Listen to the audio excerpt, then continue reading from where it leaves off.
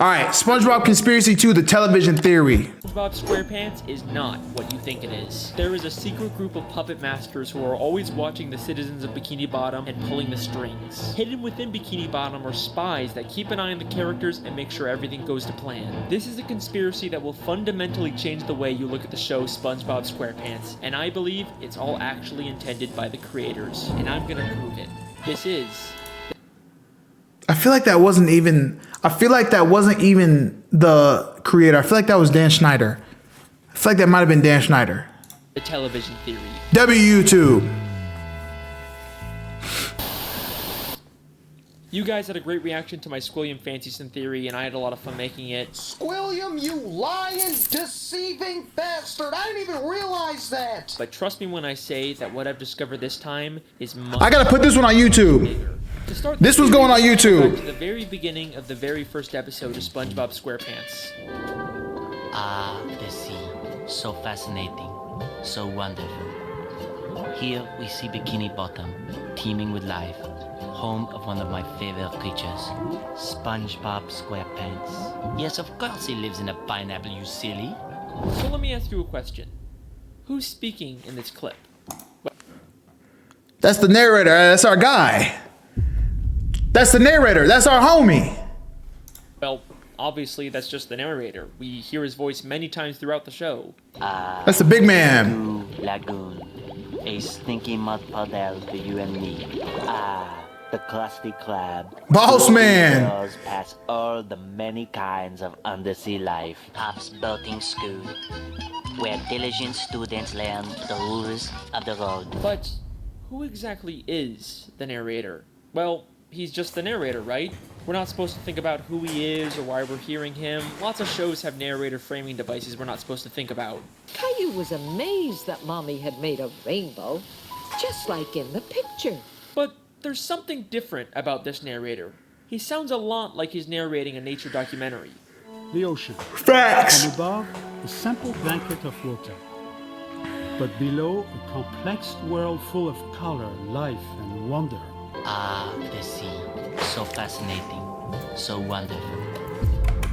They do sound similar, bro. They do sound kind of similar. Here we see Bikini Bottom, teeming with life. What if I told you that he's not just some random disembodied voice? He's an actual character in this universe. Here we are again at the Bikini Bottom boating school. Today is once again the day of SpongeBob's boating school exam, but more importantly, this is the This nigga could not drive. He could not drive for the life of him, bro. last test for the year. And if SpongeBob does not pass this one, it means another whole year of boating school!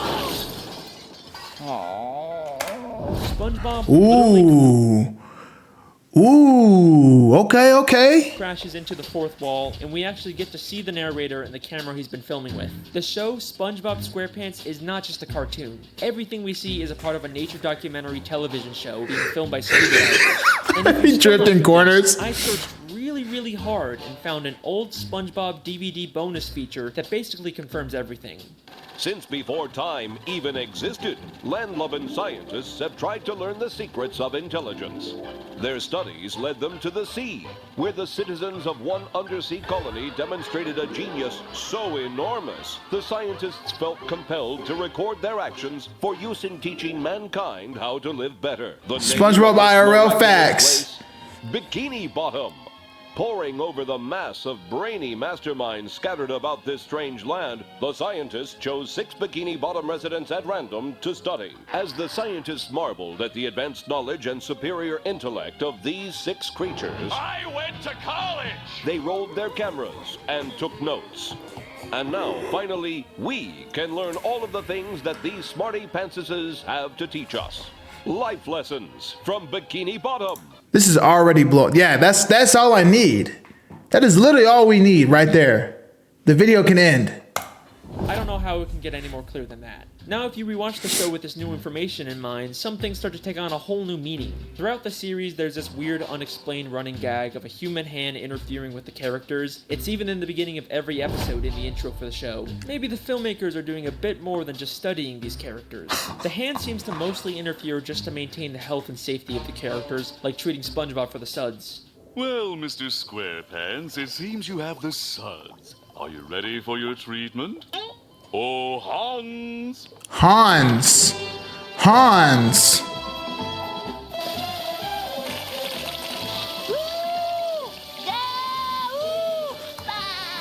Yeah, I'm not gonna lie. This part kind of creeped me out a little bit.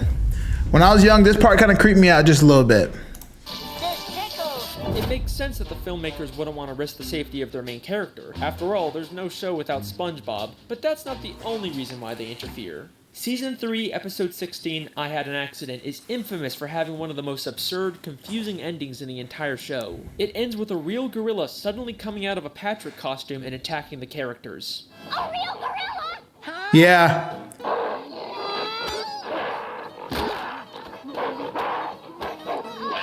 Wait. And then as soon as SpongeBob begins to question the logic of the scene, this happens. What's a gorilla doing underwater in the first place?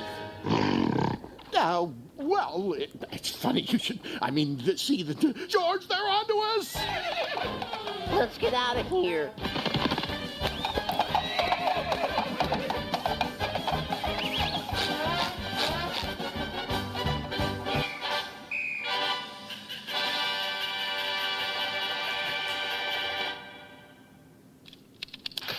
SpongeBob is a weird... Okay. What? What? show. Why did I not think about that as a kid? Why did I not think about that? But knowing what we know now, I think I can explain what's going on here. This isn't a real gorilla. Every other land animal we've seen underwater wears a helmet and is drawn in a cartoony style. The gorilla is shown in a live-action style, and the only time we ever see live-action characters is when they're human. So I believe both the gorilla and the horse he rides away on are humans wearing costumes. The filmmakers set this whole thing up just to make the episode more entertaining.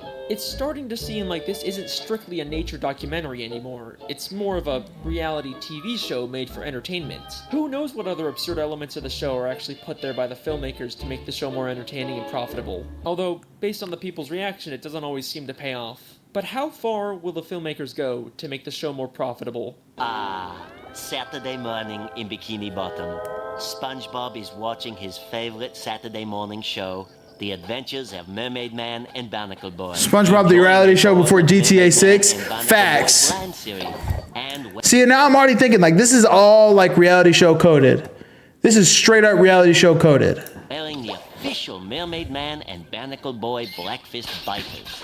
If we think of this as a television show, this sounds an awful lot like a product placement. I mean, listen to how the narrator specifically says the full names of the products. The Adventures of Mermaid Man and Barnacle Boy. Mermaid Man and Barnacle Boy Bland Cereal. Mermaid Man and Barnacle Boy Blackfist Bikers. Why don't you let me fix you some of this new Mococo drink?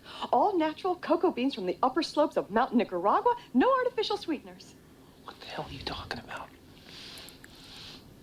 Who are you talking to? Maybe the Mermaid Man and Barnacle Boy TV show is actually from the surface world. They are human after all. It makes sense that the filmmakers would choose to highlight these popular superhero characters. The more they show, the more they're gonna sell Mermaid Man and Barnacle Boy merchandise. Hang on a second, why are Mermaid Theory Man and number Barnacle Boy the 3? same size as all the fish in Bikini Bottom? We'll start the next stream with this one, with that one. Whatever, I'll come back to that one later. The show doesn't even just hide product placements. In the episode Model Sponge, they literally trick SpongeBob into making a commercial for a human product. I'm ready for my close-up, Mr. Director. Very well. Lose the pants! What? There's my star! What's happening? What's happening? In this scene. Because of half an hour? Okay, so where's my cleaning utensil? Don't you get it? You are the cleaning utensil. Oh no, your bathroom is a disaster. Get it cleaned up fast with the new sponge. Household chores are a snap with new sponge. It cleans sinks. Just look at that shine.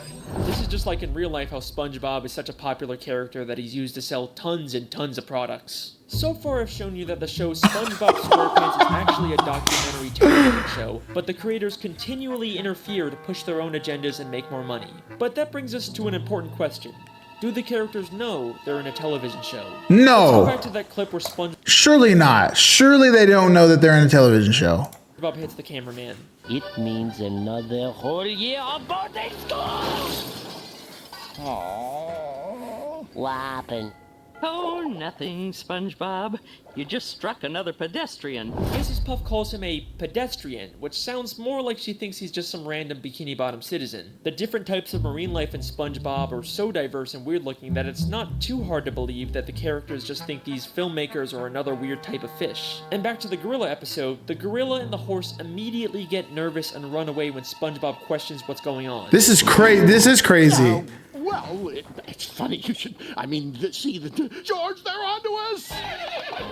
Let's get out of here. Almost like the creators don't want the characters to be aware their lives are being interfered with. Now, there isn't a ton of footage of the characters interacting with the filmmakers, but I dug really deep and found the smoking gun that answers all of our questions. This is an old commercial from 2004 made to promote the SpongeBob movie. Bro, look at that quality. He is streaming that. Yeah, he's doing the interviews. SpongeBob, what kind of jellyfish is that? It's not a jellyfish, Patrick. It's a spaceship. Hey guys, it's Carlos from the Zone. I was wondering if you could answer a few questions. Questions? Run for your lives! No, Pat, don't you see? It wants to learn about our... What movie is this? Chat, let's see what hold on. Let's see this real quick. 120,000 people watching right now. I'm making it so easy for niggas to come on this campus and work that there will be no excuse, from food to PCs to everything. I think he's like going over. Y'all and make y'all feel down when y'all generally are trying to take an opportunity in y'all life. Everybody that's on that campus, I promise you. Is this a green screen? I'm gonna make sure to give y'all the best content that y'all can. Holy, level 34 hype train? That's the highest hype train I've ever seen Kai have. It's kind of sad, bro. It's like, damn. Even if you try to help niggas, you still gonna get some type of like weird energy. Like, that's the sad part, bro. It's like, damn. It's like, bro, how you belittling? Nah, that's crazy. They want to take a risk, bro. That's crazy. All right, chat, we're gonna get back to it. We're gonna go back to it. Back to our video. No, I deleted it. No, I didn't. It's right here. Okay, bad. That's crazy, bro. Level 34 hype train is crazy. The world, and it's chosen us. What? Yay! Oh, we've been chosen. A submarine comes down to SpongeBob and Patrick to ask questions. He did play Hogwarts. SpongeBob and Patrick are clearly confused by this and think the submarine is some kind of alien. They also have no idea that they're the stars of a movie. Well, thanks guys. We'll see you in the movie. Bye. Movie? What's that? I know.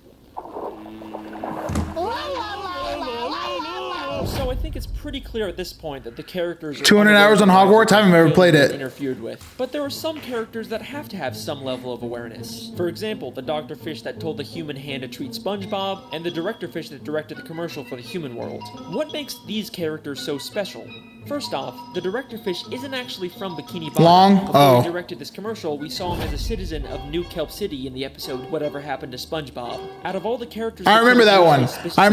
The character from out of town. Almost like the filmmakers didn't want to use anyone in Bikini Bottom so they wouldn't risk everyone finding out about the television show. Then there's the Dr. Fish. We don't know where he originally came from, but he's an extremely character. Usually he's purple, but sometimes he's orange, sometimes he's purple with orange hands, sometimes he's a pirate, and he bears a striking resemblance to Dr. Manowar from the Jellyfish Convention. And now it only hurts when you touch Conspiracy video. Why does he have so many different disguises and identities? What is he hiding?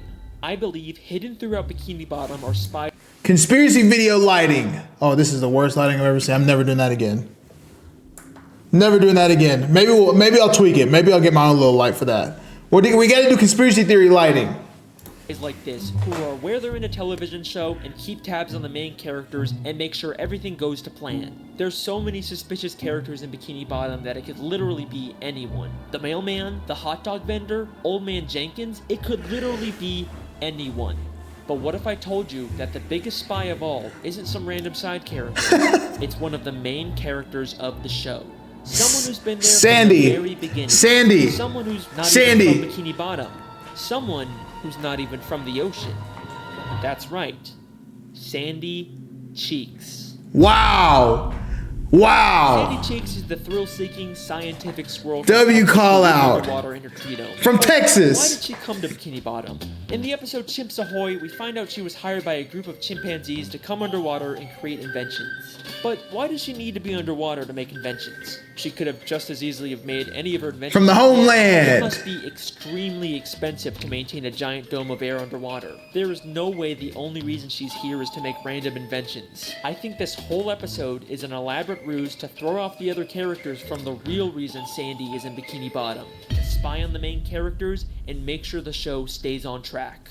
Many of the times the characters are bro, this is blowing me. This is blowing me. Many of the wacky, entertaining episode plots are driven by an invention Sandy creates. Everything she does is a calculated move to carry out the hidden agenda of the filmmakers. Her entire friendship with SpongeBob and the other characters is built on a lie.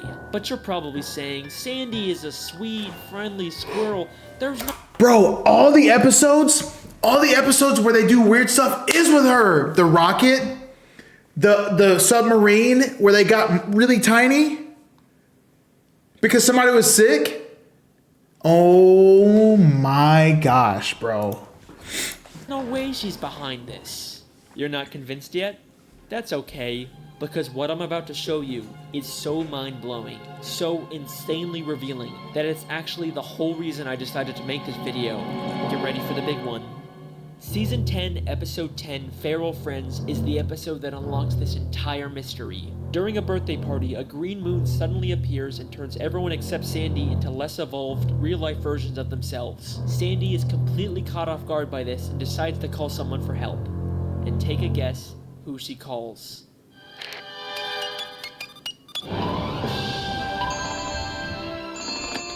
Hello, French narrator speaking.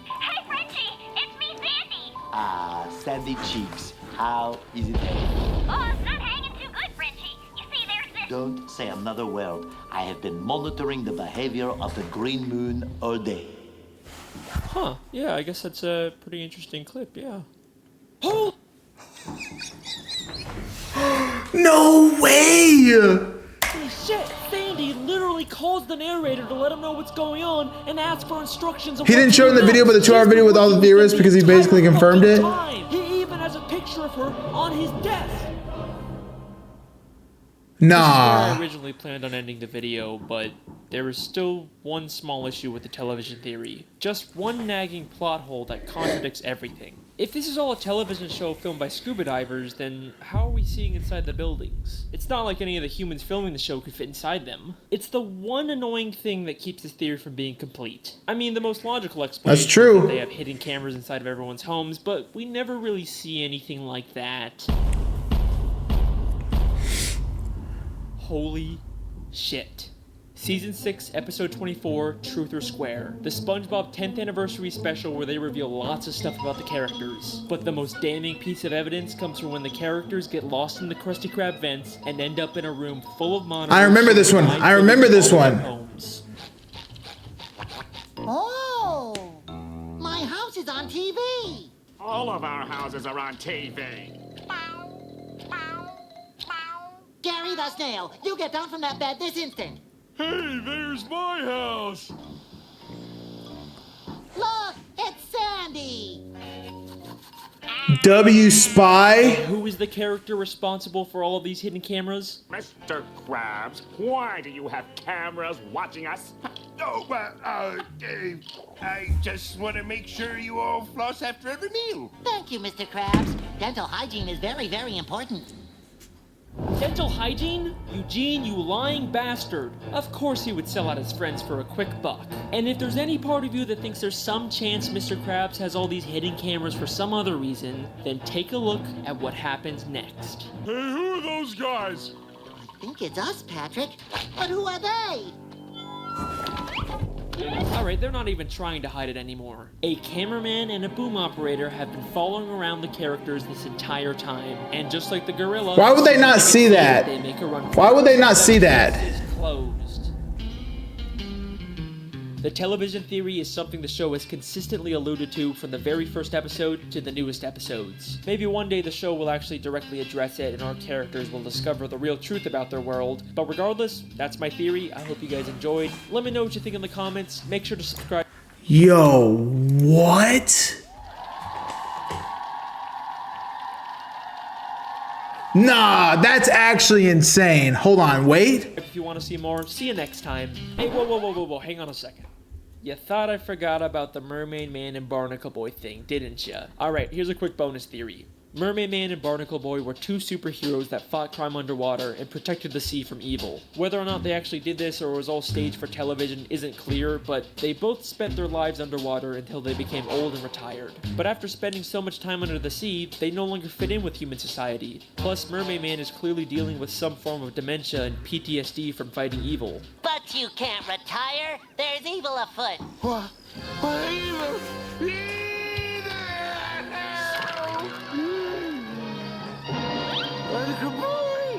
So, they decided to live the rest of their lives in Bikini Bottom, and in order to fit in better with their fellow sea creatures, they made the permanent decision to shrink themselves using Mermaid Man's shrinking belt. The case is closed. Again.